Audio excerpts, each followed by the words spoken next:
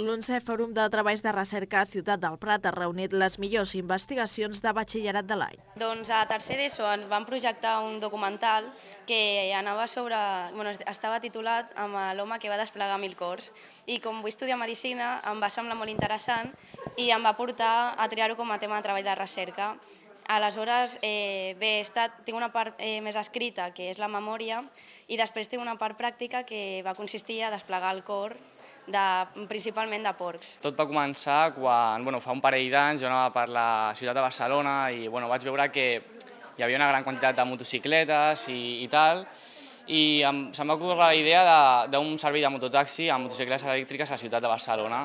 I llavors vaig exposar la meva idea a la tutora d'Economia i li va agradar molt i tal, i em va donar suport perquè realitzés el treball i així combinés una mica els estudis i el meu hobby, que seria.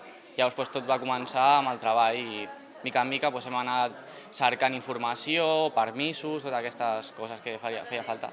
La trobada és una oportunitat per conèixer quines temàtiques i cerques s'estan realitzant als diferents instituts de la ciutat. Enguany han participat a la convocatòria d'aquest 11è Fòrum 19 treballs de recerca, resultat de l'esforç de 24 autors i autores.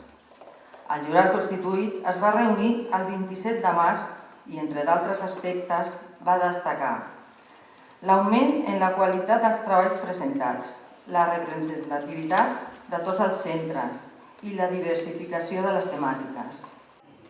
Experiències com aquestes no només fan créixer l'alumnat als instituts, sinó a tota la comunitat educativa i, per descomptat, a la nostra ciutat.